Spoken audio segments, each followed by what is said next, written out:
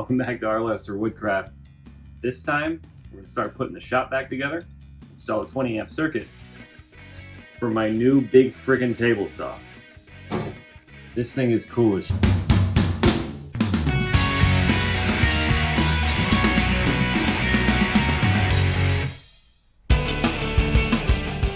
I've been using this old 9-inch Rockwell contractor saw that I picked up from a retiring contractor for $100. It got me by, and while it's done wonders for my education and confidence at the table saw, it's time for an upgrade. 9-inch blades are just too hard to find. I was browsing the local Facebook marketplace and saw this saw turn up for an absolutely low price. I had to check it out. This is what people mean when they say look for used tools. The gentleman was looking for a quick sale, even though he knew what he had, but he priced the saw for way under value. I had to disassemble the table extensions to get it down to my basement, but it was well worth it. Next move was to get my old saw station and assembly tables out of the way to position the new saw.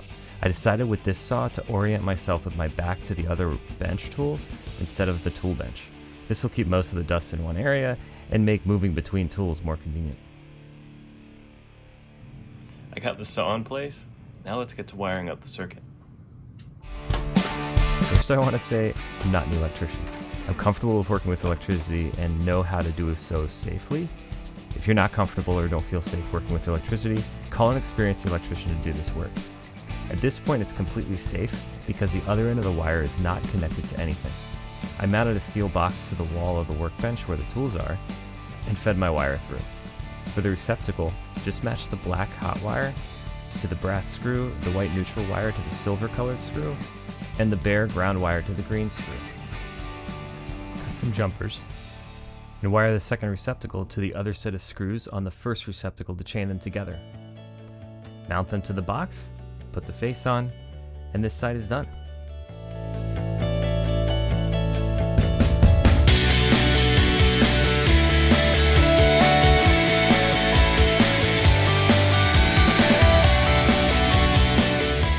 Mount a junction box on the ceiling roughly above where the new outlets are.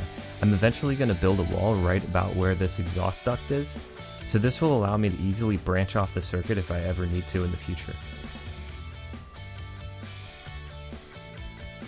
This part is scary even for me because I didn't want to shut the main power off to the panel while I did this. It's still safe to do if you know what parts to stay away from and you take your time and maintain constant control over your hands and tools. The ground and neutral wires get connected to the bar here, just like the others.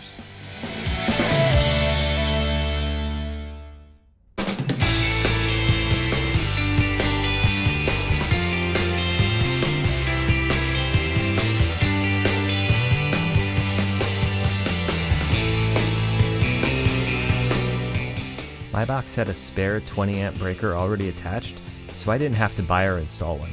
So I just connected my black hot wire to the screw on the breaker, making sure the breaker is off for this step. Next, just reinstall the front of the panel and we're done. Now we can test it out.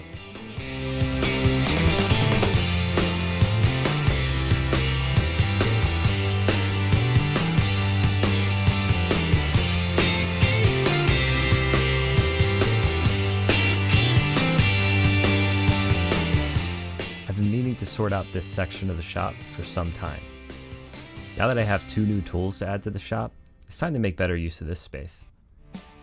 I clear the junk out, turn the shelf against the wall, and add a spare cabinet shelf that I had left over to the top for stability of the tools. Now I just have to fill it up.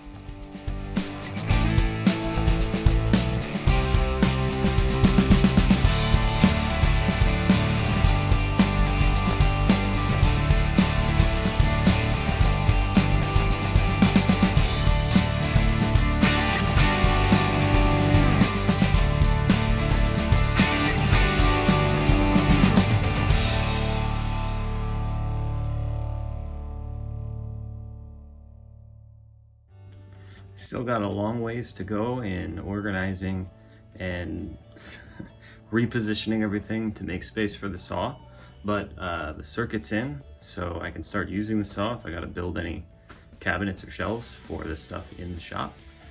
I think we're getting there. Stay tuned for more. And if you want more, subscribe, hit the little bell. As always, stay safe in the shop.